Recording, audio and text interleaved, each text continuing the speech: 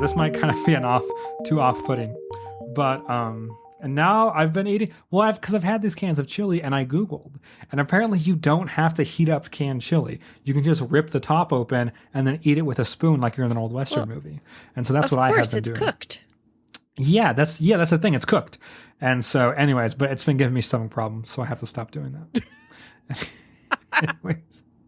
So maybe it's not that safe? Well, potato. Anyways, Katie, are you going to give us a cold open? No, I think that was it. That was the cold open, wasn't it? Welcome.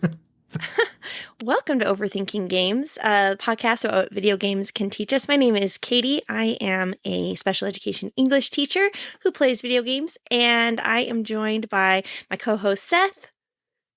Hi, I'm a general education science teacher who plays too much RuneScape.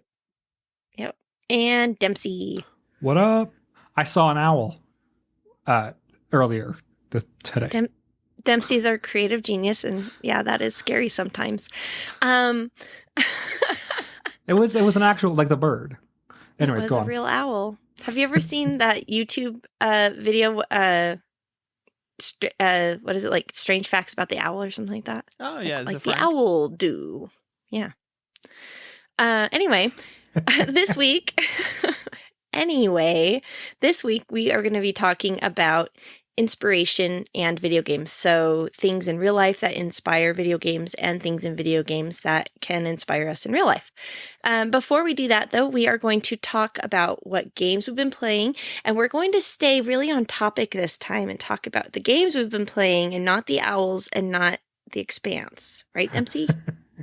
Well, I definitely not The Expanse, because I have not read or watched anything, but I have been watching Mad Men. It's really good.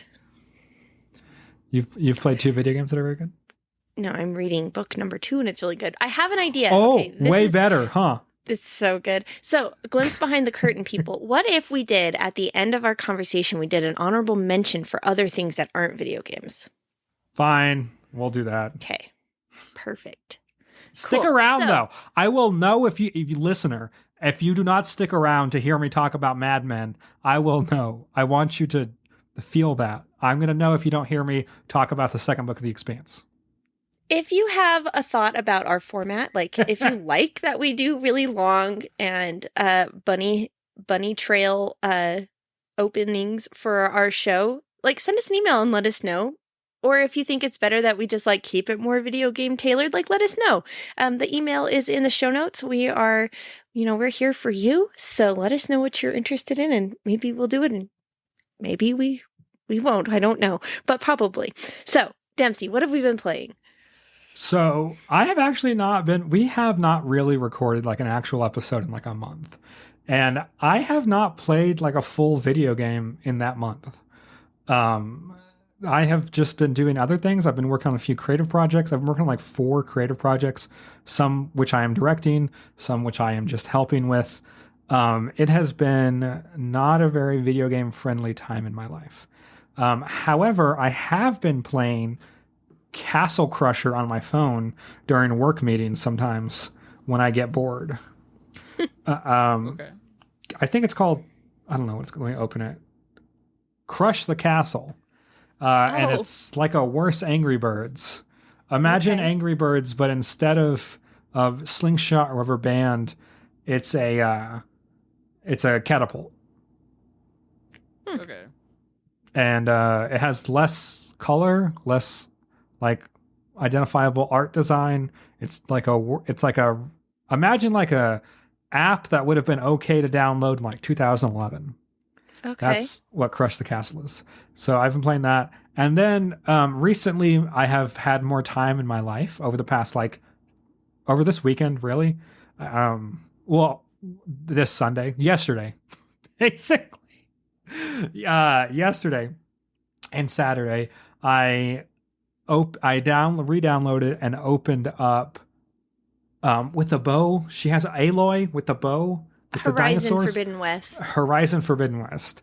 And I have been playing that, and that game it feels so good to play. I think I made it like about maybe like a third, 40% of the way through the first time, and then Elden Ring came out, And so I'm jumping back into it, and I've learned all the controls again. There's quite a bit of depth to like what you can do in that game combat wise, and so it takes a little bit of time to kind of reorientate yourself. And I love that game so much. The exploration's really fun. It's a really good podcast game, which like hearing Aloy point out obvious things over and over again is not the most satisfying auditory feedback. So to put on like imagine throwing out a podcast you listen to in your early 20s to give yourself like some comforting nostalgia. That's also kind of what I'm doing. And Okay. I hate though. So gameplay wise and like overarching narrative, I think there is something vaguely interesting about Horizon Forbidden West. It seems like the most generic video game ever made. Like hunting robot dinosaurs, just It's like as an cool. idea, like is like what a 10-year-old boy's version. You got to be like this cool How far caveman did you girl. get into Horizon? I know about like the lore. Like Okay. it's a thing from the past, and like there's a bunch of like corporate espionage, and It's fun to like explore the lore in the game, I'll say. Mm-hmm. So I do think every line of dialogue is horrible, and every time they go to a Well- cutscene, it's bad. I think it's an ugly game when it stops and goes to a cutscene. They have like this really distracting studio lighting. The facial animations are worse than Uncanny Valley. Like somehow they have beyond triggered my Uncanny Valley and triggered something else in me. Okay. And That makes sense. it doesn't lean into the cartooniness enough of robot dinosaurs to be okay with it looking so inhuman. Like it wants to be photorealistic, It and then you does. get in a conversation with someone, and then it's like they have a layer of plastic over their face. So it looks like they're my- wearing someone's skin. I have a question about that because Detroit Become Human came out in what 2017, 2018. 2018.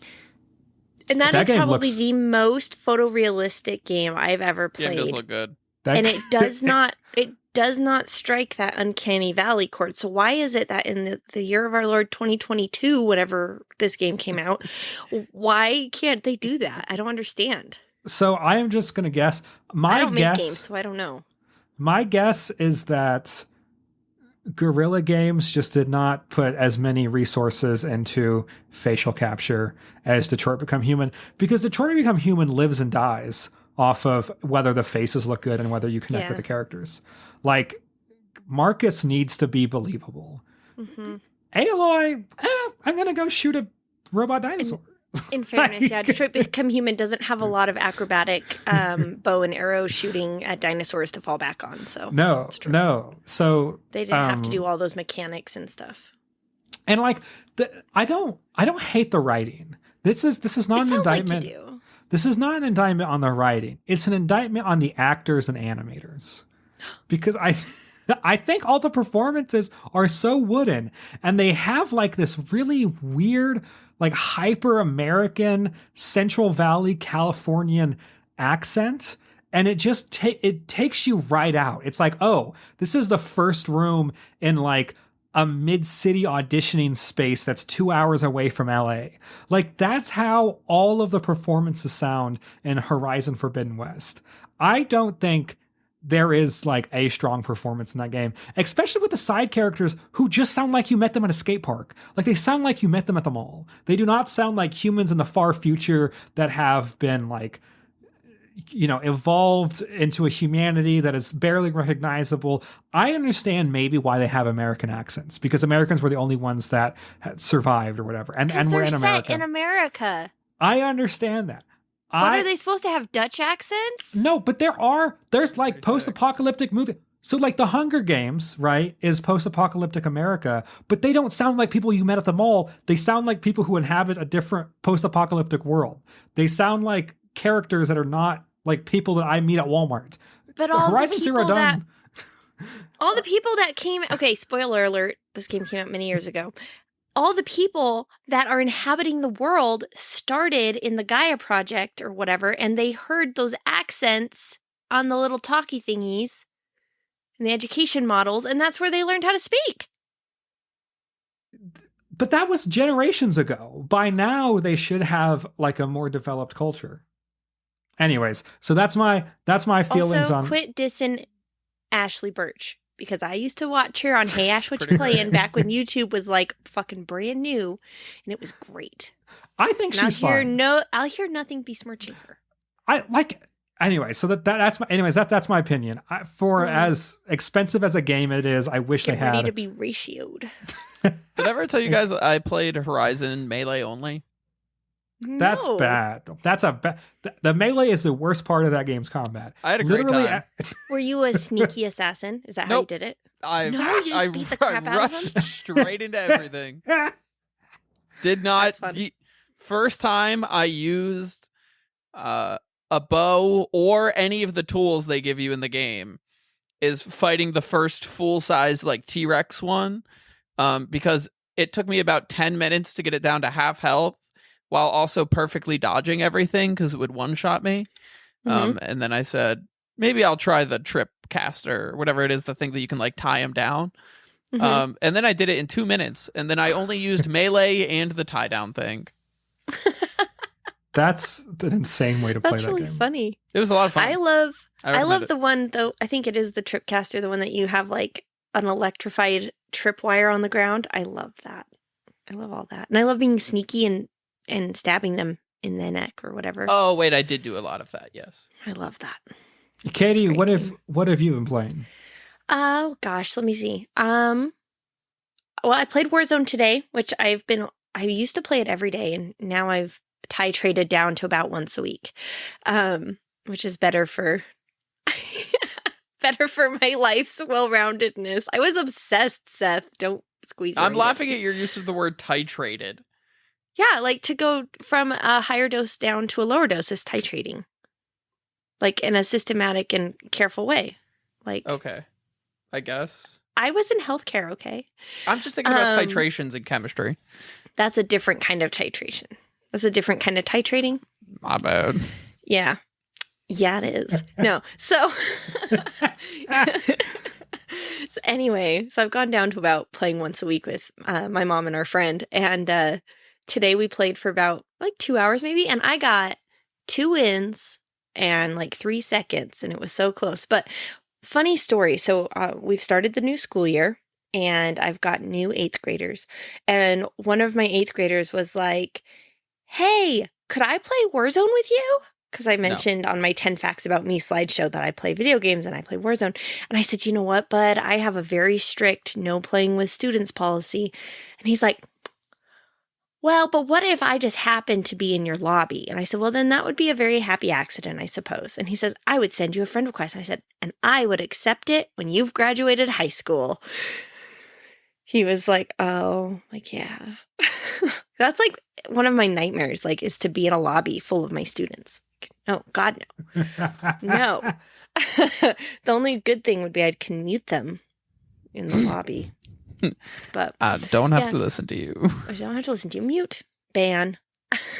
But yeah, so played that. And then I've been playing this game, The Long Dark, which I think I spoke about at the start of the summer. I was playing it quite a bit. And it's the survival exploration game set in the very far north, probably Alaska or Canada.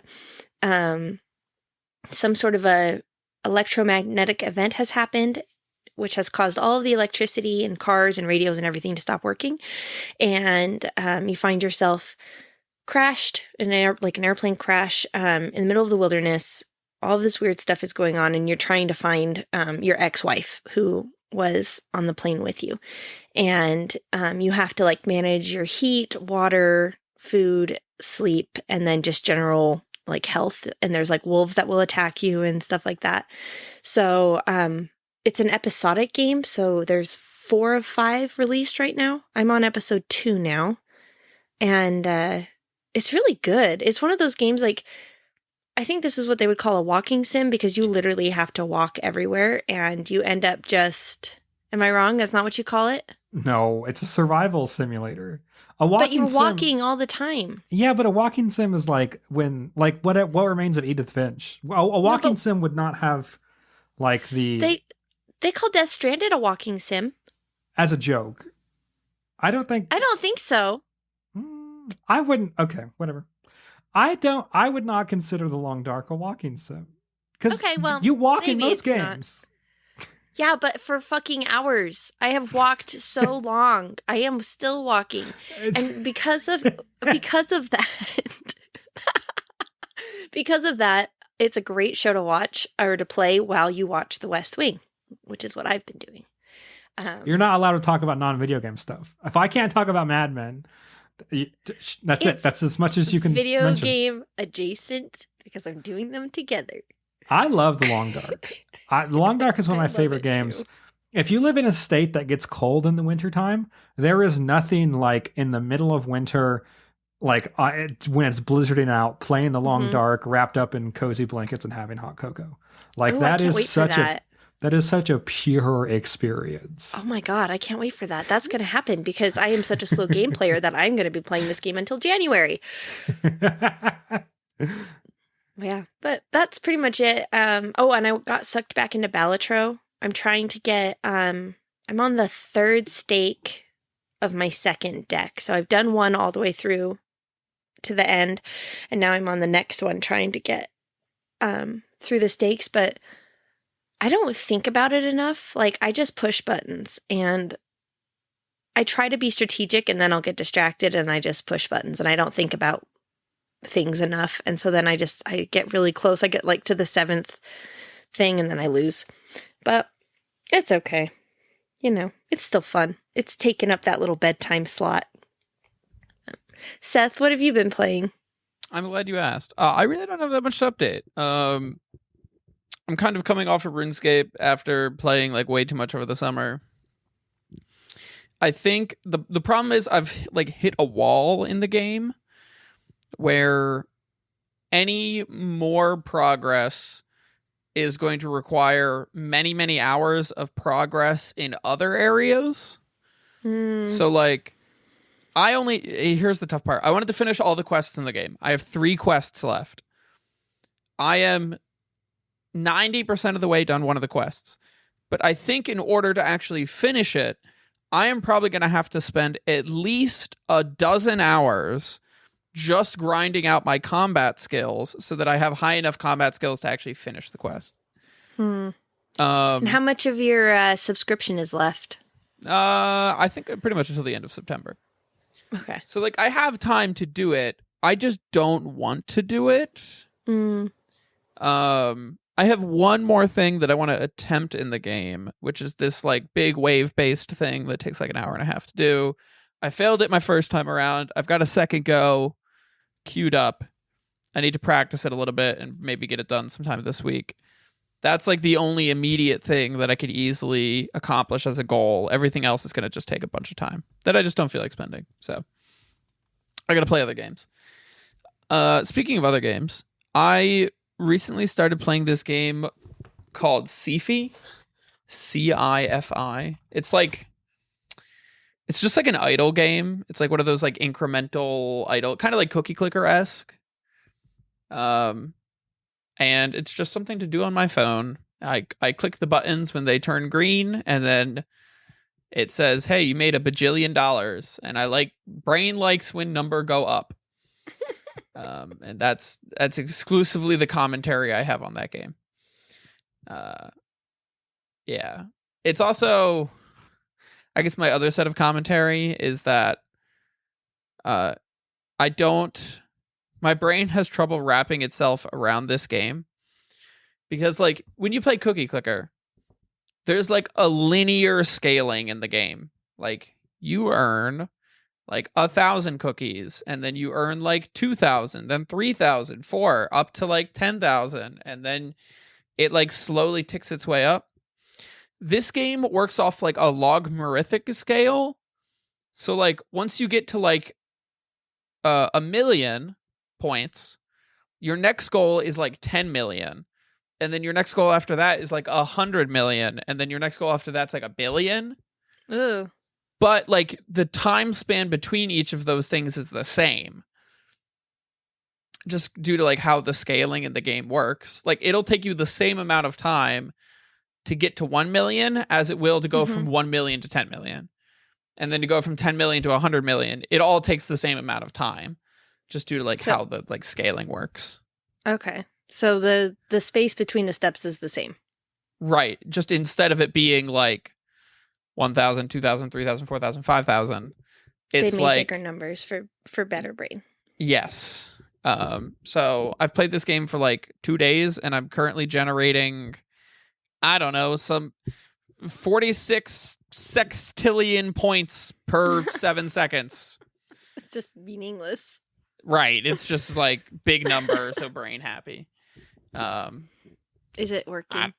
Yeah, I guess. I'm engaged. There you go. Anyway, what are we actually talking about this week? Oh, Okay. I wanted to give a free. Dempsey just rejoined us. I wanted to give a free tip for people who play mobile games. If you play a mobile game with ads, if you turn off the Wi-Fi to your game, it will no longer give you ads. So that's helpful. And then if you can go into the settings, and then in the settings you can say disconnect the cellular, because if you're connected to Wi-Fi, it's hard to get the app to connect Wi-Fi. But you can have it not use cellular data. And then anyways, that's a tip. If you hate ads in your games, sometimes if you disconnect the game from Wi-Fi, it doesn't have ads. That's a Dempsey tip. It might not work. I used it once on one app. I don't know if I should be extrapolating data from more than that. Sounds like it just works across the board. There's been so many times that I've been like, screw this, and paid the $2 or the $3 just to get rid of the ads. I'm like, I'm not doing this. This is stupid. I paid a lot of money for this game to get rid of ads and get some other features. Yeah. It's worth it. Ads are annoying. We are talking this week about inspiration in video games. And the reason that this topic kind of occurred to me was because, like, obviously when you look at video games, you can tell a lot of the time, like, where the real life inspiration has come from. You see, like, any kind of sports game, driving games, racing games, any of those, like, somebody really liked doing that or really likes the concept of that. And so they made a cool game about it. Or you see, like, hunting games where that people who are really into hunting probably like to play those, like, sniper deer games or whatever. I don't know. But I think, which I think is interesting. And I think it's interesting to look at different games and see, how they've pulled from real life. But I also think it's interesting the way that games can inspire us in our actual lives as well. So, like, just as an example, like a couple years ago, like 7 years ago, maybe, I played Tomb Raider, the reboot, and Lara Croft inspired me to start going to the gym and get fitter and do obstacle course races, because she's a badass and you need to be able to do a pull-up to save your life. And that actually led to, like, it changed my life. Even to this day, I'm still, like, about 30 times more active now than I was before playing Tomb Raider. And that's because Lara Croft and her story had such an impact on me. So I guess my question for you guys is, do you have a game that has ever inspired you in a real life kind of way? Or a topic that you became very interested in because of a game or something like that? I mean, I'll say, obviously, and this applied a lot when I was playing D&D more regularly, but the media that I consume influences the media that I create. This was very true when I was playing D&D. And one of the big D&D people, Matt Koval, said this really well, that the best kind of D&D is when you just take all of your favorite things and you shove it in there, just like completely unabashedly. So I was constantly I would read a book and I would just be like, this is my favorite thing about this book. It is going into my D&D game. And the vast majority of people never pick up on it. Even if it comes out of their favorite game, unless you make it really obvious, they'll just like. So there's definitely that. But I guess in terms of like gameplay to real life, I feel like it's a bit harder for me to like pull something direct rather than just like background influence, I guess. I'd have to think about it. Okay. A lot of games that I appreciate align with interests that I have, and so they'll inspire me with a little I rather than capital I. So like I'll say like little I inspiration. I would say capital I inspiration. I think that maybe has happened in video games once or twice, but like little I inspiration happens all the time. Some examples, like a short hike has really helped me romanticize hiking, but I have always loved hiking. So it's like, I like a short hike because it's about hiking. It's something I like to do, but I just also like hiking. So whether I play that game or not, I would still like hiking. With Alba, like nature education through photography and things like that. That's something that like science education has always interested in me to be a part of that production. And Alba is a lot about that. And there's a lot of things that it made me think of. And I think that game has impacted how I see science education, especially natural science education. But I wouldn't say a big I inspired me because I was already interested in that. I think perhaps Skyrim made me want to watch The Lord of the Rings and get into Lord of the Rings a couple years ago. I always had a fondness for Lord of the Rings, but that fondness has and maybe that just is what happens as you approach your 30s. You get more into Lord of the Rings specifically. Is that a thing that happens in your early 30s? Do you know what? I mean, I'm a little bit slightly older than you. What am I, 5 years older than you? So I'm old enough to remember completely when the first different Lord of the generation. Rings came. Practically geriatric. I mean, thank you guys. Appreciate it. Thank you.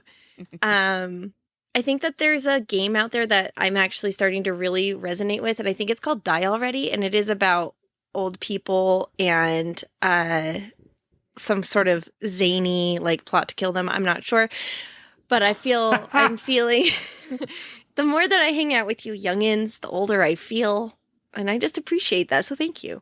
It's good. Also, I saw the first Lord of the Rings in theaters while you were probably in fucking diapers. So, yeah. Sorry. I also saw it in I'm not theaters the most mature recently. here. But yeah, I think 20 years. Florence inspired me to like get into video games again. So like that's a level of inspiration. Yeah, I think for me, inspiration happens in small doses when it intersects with things that I already enjoy. And maybe that's not like, maybe they're like, for example, there are games that I am really looking forward to. There's a game called Skate Story, which I know nothing about skating. I know nothing about skate culture, but I think I will probably get into a little bit more skate culture as this video game comes out that I'm as a result of it. So yeah, I think for me there's a lot more examples of inspiration with a little I. And maybe inspiration's not the best word for me, but I would definitely say that like if we just like broadened it out to say like, hey, what's the sort of like influence that I guess like video games had in my greater life? For me, like a lot of gaming is like community oriented. A lot of my favorite games have typically been my favorite because I played them with people. And I got to like share, even if it's a single player game, I got to like share the experience of playing that game with people. So therefore it became more meaningful to me. Whether that's like when I was growing up in like middle school and high school where I played like a lot of Minecraft and a lot of Team Fortress. Those were primarily games that I was playing either like directly with people that I knew, or we'd be playing them separately and then we would like come together to talk about them. Or, you know, I was playing some like weird Minecraft mod pack that then I would go and I would like talk to my friends about because they were also playing their own Minecraft mod packs. And I think that still continues today, where like I think one of the reasons why I enjoyed Elden Ring so much is I had two friends who were like also super into Elden Ring. And then even like my family members, like my dad played Elden Ring and my brother played some Elden Ring. And those were the sort of things that like looped me into staying interested with them. So the sort of like community influence aspect of it, I guess impacted my life. Like the community aspect in the game created community in the real world as well. Yeah, and that's something that's valuable to me. Community is valuable to me in the real world, and that's almost reason enough to play and enjoy a game. Cool. I think another thing for me that video games are really good at is reinforcing ideas. Maybe this is exactly what I said before, but like playing Citizen Sleeper reinforced my identity as someone who likes sci-fi, and so then I went on to read The Expanse. Because I remember loving Citizen Sleeper, and I'm like, oh, I kind of want to explore more sci-fi. And I think like, so I've been playing Horizon Zero Dawn, and I also went on like, and I've also been going on hikes pretty consistently. And Horizon Forbidden West. Forbidden West, like those games are very much about connecting with nature or like being out in the landscape. And so it's definitely like, okay, like this is a way to experience how Guerrilla Games thinks about being outdoors and hiking and things like that. And so, yeah, I think video games will very often reinforce ideas about myself that I have already had. The same thing with like cozy games. Like I think of myself as like a rather gentle person, and so I will play like a very gentle game and like a Little Gator game or Unpacking, and that will reinforce that identity that I have about myself. So for me, video games are really good about reinforcing ideas that I have. Yeah. If that makes any sense. It does make sense. It's funny how Dempsey and I are on different sides of this. Dempsey, 100%. It sounds like you are on the more like personal, individual side of things. I'm on the more sort of like community group side of things. Yeah. Which is not bad, right? I think we just have different like takes on it. Like for me, I feel like a lot of the times I have always been a jack of all trades kind of person. Like I go through sometimes years long, but more often like months to years long obsessions with things, and it'll be like my hyper focus for a while, and I will like eat, sleep, and breathe it. And a lot of the things that I get super into are kind of like a fallout of playing a game. So like when I was in high school, I had, you guys are probably too young to remember this, but they used to make like, I think it was Hasbro maybe, and they would make like the Games for Girls box, and you would get to see this boxed collection of quote unquote girl games at Best Buy. And so when was it plug and play? No, they were like CD-ROMs that you play on your computer. Oh, okay. But they were girl games. So it was Mysterious Island, which is an incredibly good mystery game, but the main character is a girl, which thus makes it a girl game. And I think I had Barbie Horse Adventure. And so I played Barbie Horse Adventure because I loved horses at the time and still do.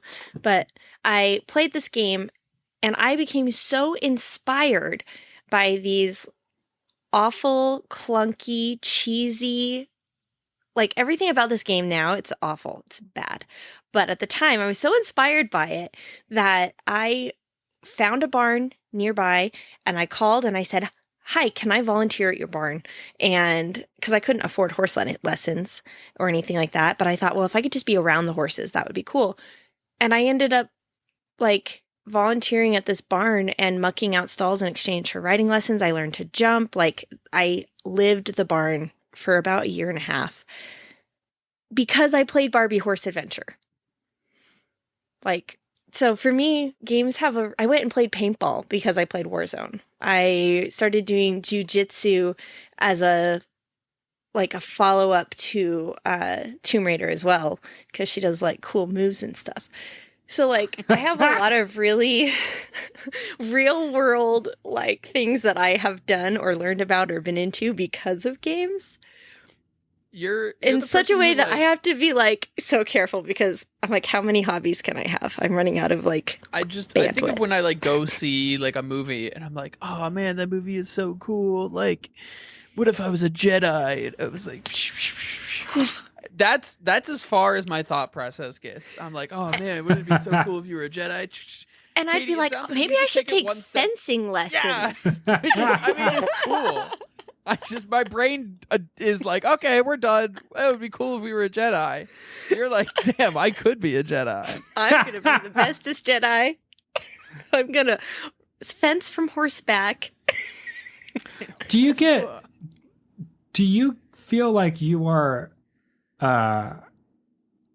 often influenced by other types of media though? Like, have you read a book that forced you to go do book things or things from the book, or a movie or a TV show that had you go do movie and TV show things? Not as much. Okay, so it's specifically video much. games. Yeah, it really is. And I think it's that element of immersion and like that simulation of feeling like you're trying, like you're doing the things. Like I'm pretty good at suspending my disbelief and like really zoning into what I'm playing. So I think for me, it becomes very real in my mind. My imagination palace is a very special place. And, and then I'm like, I could probably do this. Like, I also have a fountain of unearned confidence that makes me go and try things that I have no business trying. But like, I played Forgotten City. Do you remember that one with the Roman town? Yeah. And I loved that so much, and it really inspired me to learn more about Roman history and Italian history and that sort of thing. To the point that I was like, I wonder if there's some way. Like, I play a lot of games, and I'm like, God, I wonder if I could teach this in my classroom somehow. And like, I start to ruminate. I'm like, oh, maybe I could like just get to this one section and then, and then try to figure out like the logistics of how can I get my kids to play this in such a way that it's educationally valid. Someday I will have a video game unit someday. But I just think, I think video games have a special, we've talked about this before, because they engage our senses in so many different ways, in our minds in so many different ways. I think that they really do have that potential to be more influential than other forms of media. Not to say that, like someone goes and is like a school shooter or something because they played Call of Duty. That's stupid. But I wonder sometimes, I do think about that. I'm like, well, if I'm inspired to become a jujitsu working out person, like, do you think those inspirations ever go the wrong way? I mean, yeah, but there's like a difference between like, I want to go take jujitsu and like, I'm gonna shoot up a school. Like, like there has to be an element of mental illness there first, right? Yeah. Yeah, I hope I would so. think so. Well, listen, this is Overthinking Games, and it just popped up, so I'm thinking about it. I'm just wondering. I don't know. Well, that was my topic. It's just like, No, that's all I got. No, I think that's so interesting. I feel so like basic because I've never been inspired to take action from a video game before. I use video games to reinforce identities that I already consider myself having. And those could be identities that I'm insecure in. So like I think so I grew up very like Western, like breaking horses and playing Red Dead 2 gave me like a reinforced the identity that it's okay to be a cowboy. As silly as the that gentlest cowboy. Well, yeah. And so I think I really think that the idea of Yeah, and other than like a fleeting passing interest, like Baba Is You did not make me get really into cryptography or like language logic or One time Tony I Hawk played Nancy did, Drew. yeah. I played Nancy Drew, and I learned Morse code because I was so interested in like I've done this so much that when I thought of this topic, I was like, yeah, everyone's done this. But now I'm like, oh. I mean, I think everyone does in different ways. I just thought that everybody would be as hands-on as me, so I'm just. This is fascinating to me. I think it is just like there has to be an example for me, but I cannot think of one. Yeah, I'm thinking there's got to be something. But again, like a lot of this for me just comes down to like, oh, hey, like I really like this aspect of this game. How can I like possibly implement it in some like interesting other way? Yeah. But I guess that's just kind of like because the things I have creative control over in my life. Right. I've like brainstormed some sort of like weird ecology video game, some sort of weird, not video game inspired ecology project for like my environmental science class.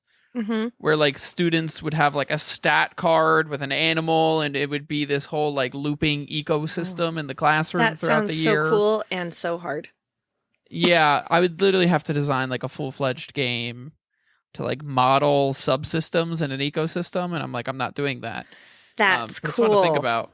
You could become a teachers pay teachers creator and just do that as your full-time job. I think I would rather just quit. But.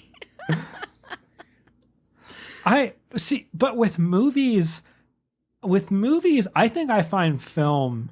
I think I've been inspired more by film. I think that is the medium that has inspired me to action more often, maybe. And it's very close to Seth's inspiration as well, because like I will steal ideas that I watch from movies and then put it into things that I make in real life. And so it's interesting because I will say that the piece of art that has impacted me the most is a video game, which is Outer Wilds. Oh, I was going to ask you about that. Yeah, but other than like changing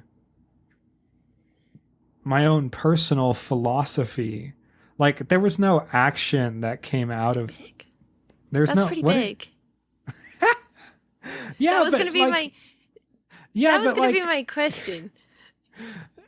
I don't really exist. So like changing a philosophy is like not like it's a non-real action, right? Because we don't exist as individuals. So like anything we do that's internal as individuals doesn't count. Only things that we do external counts as existing. So like the fact that I changed something internally, that's not like an accomplishment or progress. But the way that we are on the inside changes how we are on the outside. So don't you feel like there's like a push through effect, sort of like? Hold on, I'm sorry. I phased out of reality for a second, and now we're suddenly talking about like existentialism of some kind. Existentialism. How did we get here? I'm not sure. Well, because Katie was going to ask me about Outer Wilds. I was going to ask: Is there are there games that have changed the way that you think about things or your philosophy on things? And I knew that Outer Wilds would be one of them. And then Dempsey said that he's not real. Well, I was going to say, like, so the idea of changing my perspective based on every single video game that I have enjoyed has fundamentally changed my view of something. Like, I think God of War has really changed my view on parenthood, and The Last of Us also like has really impacted how I see myself as a son. I am not a dad, but like my relationship with my father, both of those video games almost gave me like a type of vocabulary to start deconstructing my relationship with my parents. I've mentioned a bunch, like A Short Hike. Celeste has really changed how I think about perseverance and expression. And then Outer Wilds has fundamentally has influenced the way I think about like existence and meaning and who am I in terms of existence. But I don't know if I would consider that inspiration. I feel like inspiration has to manifest itself. I think I would consider those impactful. Like they have impacted me as a person. But I think in order for me to consider inspiration, like you, like taking up jujitsu as a hobby is like a tangible, like real thing. Or like you going and cleaning horse shit and then writing the producers of said horse shit. That's like a tangible thing. A lot of my impact with video games is them giving me tools to deconstruct something, whether that is very deep and personal to me or whether it's like not that, like unpacking. Like I moved and I thought about the video game unpacking and it did change how I felt about the moving process. I don't think that's incredibly personal. I think lots of people move and have to make a narrative about why they're moving and things like that. But yeah, so I would say that video games are very often impactful. I do not think that means that they're inspirational, if that makes any sense. I feel like I guess we should define inspiration then, because I guess to me, inspiration is the catalyst for some sort of change or movement. And if the change or movement is internal, that's still real. And that's still, yes, it is. Things that happen inside aren't real. I don't exist. I'm not a real person. When did this start, Dempsey? Because Dempsey, I feel like you should keep a journal. I am observing you. You exist. You exist. Yes, you're being perceived, and I think you need to start keeping the log of these out-of-body experiences. Perceived. This is not normal. But yeah.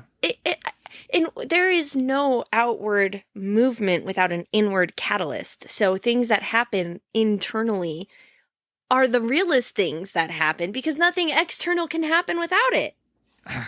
I don't think so. I think you can.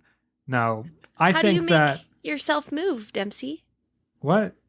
What makes you? How do you do it? If well, you don't... yeah. But you don't have to have a full motivation to make yourself move. You invent the motivation after you move. So you'll do the thing and then tell yourself a story about why you did the thing. So the motivation at the time of doing the thing doesn't really matter. Do you have executive dysfunction? I'm asking honestly. Because I don't know. I'm wondering. But that's how humans work, is that we're irrational creatures and then we create rational narratives after the fact. And the best thing we can do is try to do the best thing that we can, and then the narrative that we tell ourselves about that doesn't matter. A la Outer Wilds. It's about... But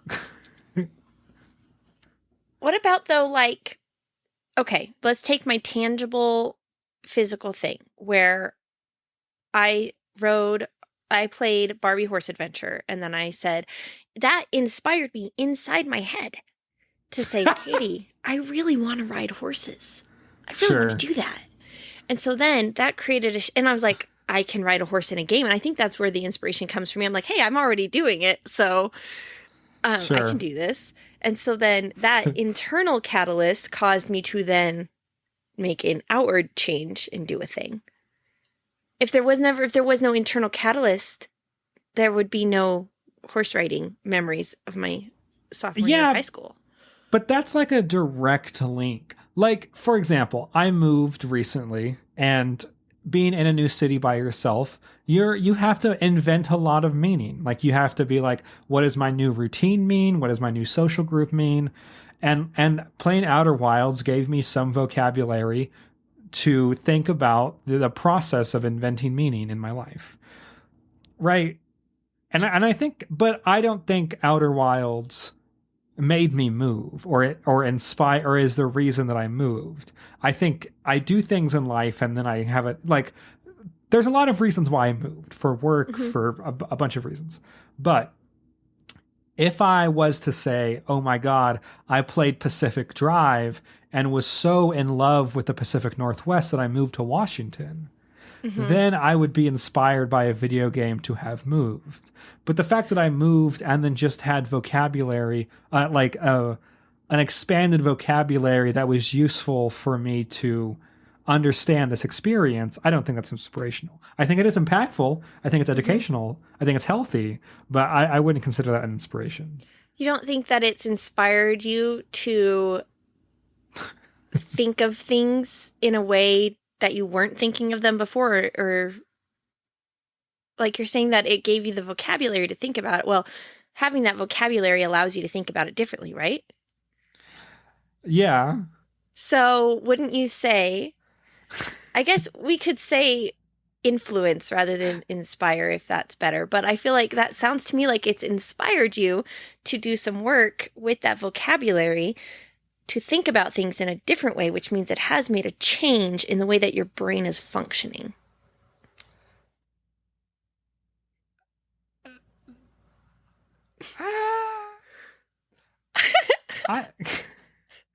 I think, like, yeah, but like it's that, but I don't think that's the same as like something, like doing something externally. Like when you actually go and do something, then that becomes real, right?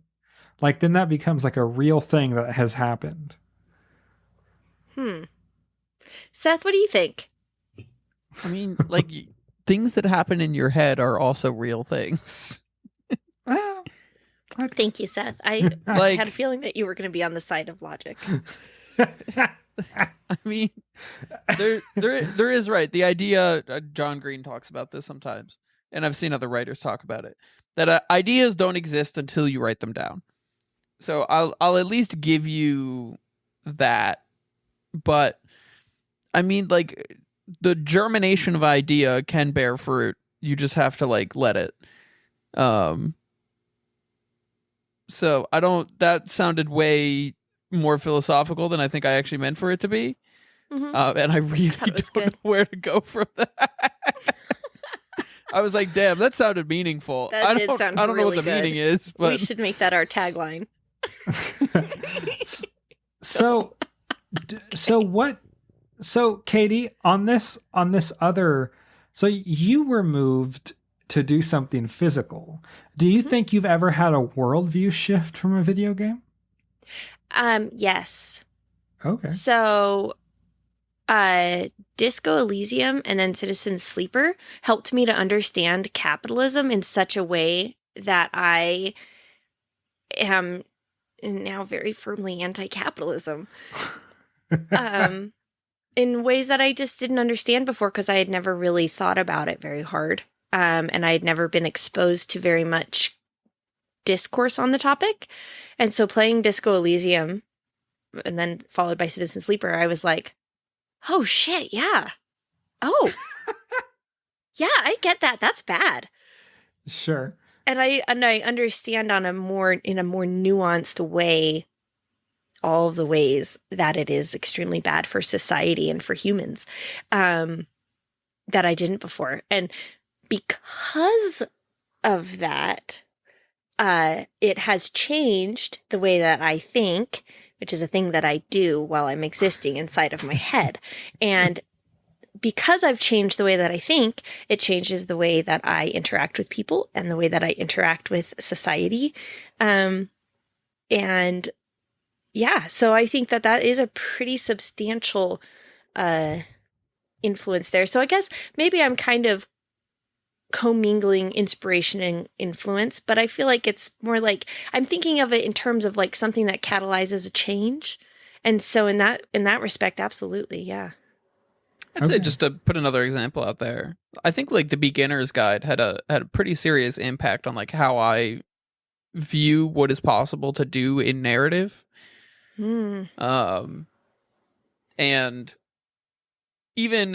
I think that's valuable in of itself, right? The idea that there's like a single piece of work that sort of expands my idea of like what the medium is capable of portraying is, I think, valuable. There's a couple other, like, I guess, physical pieces of media that I can think about. I very specifically remember reading one of H.P. Lovecraft's stories that I had just had in some sort of like compilation. And I remember reading it and getting into the end of the story, and I literally had like a visceral reaction to like one of the lines in the story. I was like horrified at the thing I had just read. And I was like, damn, I didn't know horror writing could be horrific in the same way that like a horror movie is. That was an interesting experience. When I read Crime and Punishment in high school, that, aside from being a very long book, was really like the first book that got me to understand that like themes aren't things that are made up by English teachers and are like real things that happen in books. And like symbolism is real and also not made up by my English teacher. That's cool. And those were like, that was an important moment in sort of my understanding of like the study of English language arts as a whole. And it made me have to like rethink all of my previous experiences with books.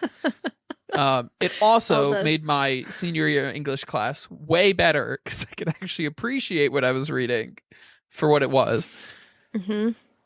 God, I wish my students would have that epiphany, but if it took you till high school, I guess I have to be a few fair, years. it took me until my senior year. They're just incapable of abstract thinking. Gifted English class for me to come to that. That's so funny. You know where I get inspired most often? Like to actually do physical things differently in my life is YouTube. I took up rock climbing, bouldering because I watched some YouTubers, and then also I got serious about bicycling. Like I understood like, oh, road bikes have smaller tires and that makes them more efficient. And if you spend like this much money on a bike, normally you can actually start like managing your momentum, and biking is not awful because there's less, like, and then I went and spent a lot of money on a bike, and now I really enjoy bicycling. I think the same thing with like cooking. Although if you listen to me talk about eating cold chili out of a can, but university's really doing its job. But there is times where I cook more complicated stuff, and that is almost always directly inspired by me watching YouTube videos. And so I think and because YouTube videos will often tutorialize things, even without meaning to. So I think it makes for it me, more accessible. 100%. So for me, like YouTube will inspire a change, and then like video games will help me solidify the identity. One of I do like, so I am a filmmaker by trade, and I work as a videographer for a living. And there is one single movie that put me on that path. And that inspired me to want to make movies and by extension video content. And that is a movie called Believe Me, which is, I think, directed by Will Bakey. And it's a movie that is really beautiful. I think everyone should watch this movie. It's a movie about a bunch of kids who are in college scamming, creating a fake charity to scam Christians out of their money. And it's a movie and it's a movie directed by people who are Christians, kind of exploring the relationship between like the aesthetics of evangelicalism and then the actions that the church takes, and when those actions actually do good in the world. And so it has like a really low score because it's very polarizing, because like people are offended. Well, because people are offended both ways. Because people that grew up watching like Facing the Giants and Fireproof and like Kirk Cameron films I remember that. Yeah, so it's way like too critical of modern Christianity to kind of fit in that space. But then people who like Ricky Gervais and are just like angry atheists, it's a lot more affectionate to Christianity than people who are in that space. And so it's like want nuance. It's very nuanced. It's very affectionate. It's very contemporary, and it's very complicated. And there's characters who are horrible people and good people who both believe in Jesus and don't believe in Jesus. And at the time I watched it, I was a Christian, and it was like the first time I saw, and this is going to sound insane, but like the first time I saw my faith interacted with a nuance, and I felt so connected to it. And I was like, oh my God, this is like a human being is trying to express their feelings in art. That's an insane thing to be able to do. And that specific movie made me fall in love with filmmaking, because I was like, oh, like the creators and the writer of this and then the director of this have a specific worldview that they are interested in exploring and want the viewer to take seriously. And so like that was a big inspiration as far as like, oh, I also am interested in communicating that way. But that's not a video game. So no, that's really good though. Wow. That is so cool. But awesome. Anyways, I think that was really a good closing sentiment, actually. I think that inspiration, I think maybe it was Picasso. We have these signs at school that are like quotes from famous people. And I think it might've been Picasso said, inspiration exists, but it has to find you working. So I think when you go into interacting with media of whatever kind of media you like to interact with, if you go into it with an openness to maybe the message or the experience that the creators are trying to share, or an openness about what's possible for your own life, I think a lot of really cool and really impactful things can happen, both in our internal world of our minds and externally as well. So, yeah, cool. Okay, close us out, and then after you close us out, I get to talk about Mad Men for 2 minutes. Oh, okay. So that was our main topic, and thank you all if you've made it this far. I appreciate you so much. Dempsey is now going to talk about his honorable mention. No, so you gotta email us in the show notes. Follow us on TikTok. I was going to do it all of us, so then people who aren't interested in hearing my take on Mad Men don't have to listen to us. But follow us on TikTok. Listen to our past episode with Gamers Drink, and follow Josh on social media. So good. We should have split that into 2. I was just thinking. I never thought of it before, but that's okay. Oh, it's a worth good 2-hour the listen. episode. It's worth the listen. It's a great episode. Okay, so now I have just started Mad Men. Have you ever watched Mad Men? No, isn't it got the girl from Handmaid's Tale? It does. Whose name? Elizabeth Moss, I believe. Thank you. Yeah, I never know anyone's name. Sorry. But it is. I think it's a very beautiful show. It's one of these shows where the protagonist is a bad person. So Don Draper, who's like the advertising guy, is a bad human being on almost all fronts. And also, I wonder if people smoked and drank that much back in the 60s, because everyone is always just like drinking straight whiskey in the middle of the day. And then there's this really beautiful episode. It's like episode 3, where he gets drunk at his daughter's birthday party and he goes out to get a cake and just falls asleep in his car. Doesn't it explain boomers, though? No offense to the boomers. But like, and then everyone's always smoking in the show. And it's about a guy who manages a tobacco, like his ad agency advertises for a tobacco company. So like smoking is a big theme. But like, I really wonder if people just drank that much back in the day.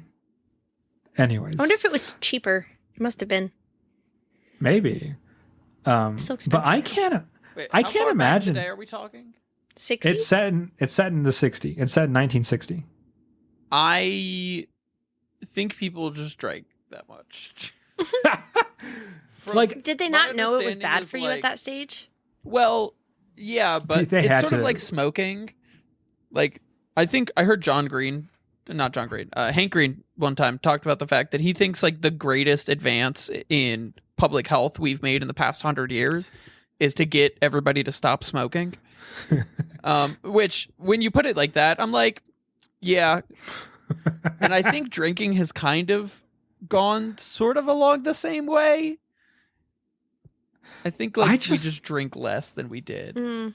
I just can't imagine having like an old fashioned at 2 p.m. like, and then like work. Gotta It is live crazy. a little, Like- Dempsey. That's anyways. Maybe so you'll be inspired okay, yeah, to drink more. to develop a drinking habit. Don't do that. I do. I do have a thing where when I see someone drink on TV, I am more likely to drink. I have noticed this about watching movies and things like that. Or I am Your more likely neurons to. doing their thing. Yeah, I'm more likely to be like, oh, an old fashioned right now does sound good. I can't drink right now because it'll make me sick. But I'm sure in the 7 seasons of the show. Okay, so where are you in the book 2? Oh, so I'm reading Caliban's War, which is the second book of the Expanse series. I am Yeah. about 40% through according to Audible. So I'm at the part where we're on Ganymede with our main guy. What's his name? Harlan Coben. No, that's an author. Our main good guy, I forget his name, and Naomi and James. Amos. James, thank you. James Holden, that's his name. Yeah. And Jim Holden. Pax, the panicked botanist who's looking for his Okay. daughter. So And Holden's like, oh my God, we have to get off the station. The proteon molecule is here. And Amos is like, I'm not sure that it is, dude. Could you please breathe? That's where Okay. we're at. So Proximity Mung is one of my favorite characters in the book. I love his like panic. He's fucking everything up. He is, and it's because just because you want to be a good dad does not mean you're a good person or a competent person. Competent, Um, yeah. Yeah, Like he got all those people killed because he cocked his pistol in warning. I'm like, dude, what are you thinking when you do that? That people will try to shoot you. And I love how they write his starving desperation, where like he's literally starving. Yeah, and he's not thinking clearly. Yeah. And Really in the interesting. TV show, they don't do that. In the TV show, it's like 48 hours and he's looking for his daughter and he finds Jim. So he's not weak and starving and desperate. And I think it really ruins his whole character. Because, like, he's in the book, he's so, like, he can only think of he can only think about one thing. All his resources are on this one thing. He only cares about one thing. And the fact that he's dying is secondary. Like the fact that he's starving to death is not his main concern right now. Right. And they really strip that from him in the TV show, and I think it does his character a grave disservice. And then 'Cause you- Bob, Oh, go ahead. go. I was gonna say you have a bit of grace for him because you see the extremity of his desperation. Yeah. And then Bobby also. They Oh, Bobby, she just quit the Marines and joined up with Avasarala, the Yeah. UN lady. I love Avasarala. She's my favorite character. She's so fucking badass. I so love her. She's a scary grandma, and I love it. they keep her pretty good. They actually do her pretty good in the show. She's so good. I she's love really her good in the show. relationship with her assistant. Yeah. She's so mean to him, and he's like, And in the show, Okay. they introduce her in season 1. "Oh." So you get a interesting. whole original story with Avasarala Oh, in cool. season 1, like a And I little love prequel. how much she loves her husband. Yeah, That's very yes. Okay. So they really ruin Bobby in the show, though. They make Bobby like a Mars fanatic. Like in the book, Bobby's pretty reasonable. Yeah. And She's in like- the TV, She's having PTSD, but she's like, could we please talk about the fucking monster that destroyed my men? And could we stop talking about yeah, bullshit?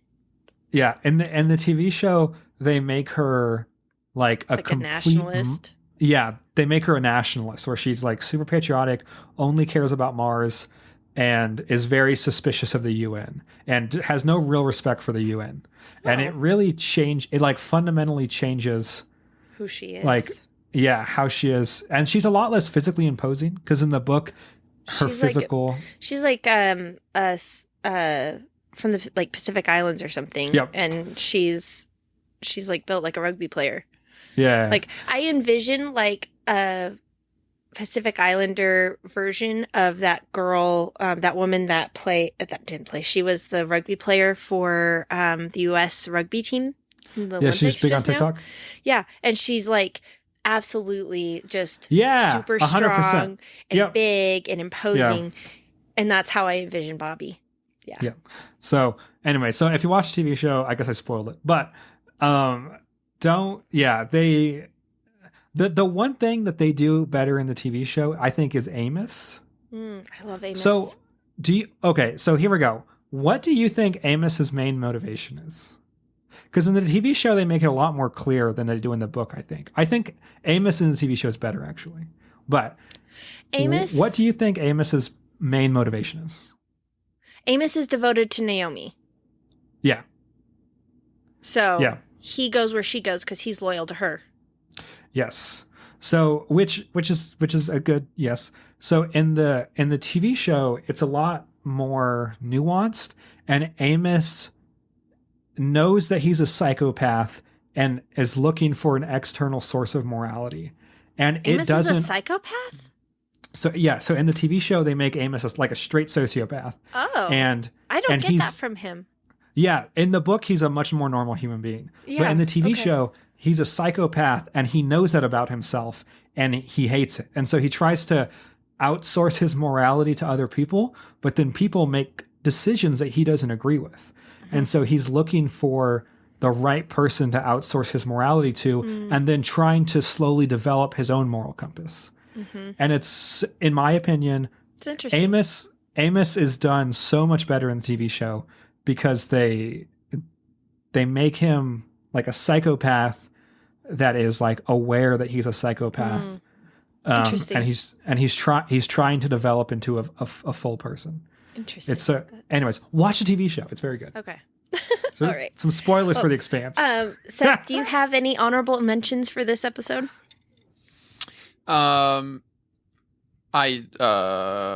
just got this cool Warhammer book. Cool. That's video game related. Sure. There was just like a really well-reviewed Warhammer video game that came out, right? Yeah, it's for the Rogue Trader. It's for the strategy game, though, the board game. Yeah. I'm aware, but it's the same franchise. Do I have anything else to like actually mention? What's in the book? Is it like this is just directions? Like rules and lore and I will say, you guys ever played the game? It's a little like dice game called Bang. Yes. I love Bang. I was visiting my parents for spoilers. It is currently Labor Day to date the podcast because I'm sure this will come out in like December or something. I was there, and my brother and his wife were there, and his wife's mom and there was a lot of people there. We had about 7 people there, and I brought Bang, and we had a really great time playing it. Fun. Because it's a game that's hard to play with like less than 5 people. Yeah.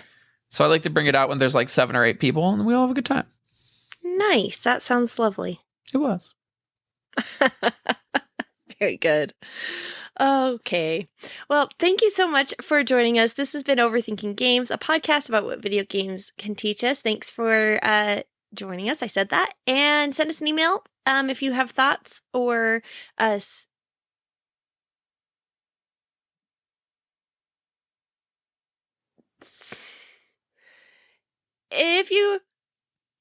If you have any thoughts on Dempsey's hot takes or suggestions or what have you, please send us an email. It'll be in the show notes. You can find us on TikTok and Spotify and all the places you find podcasts.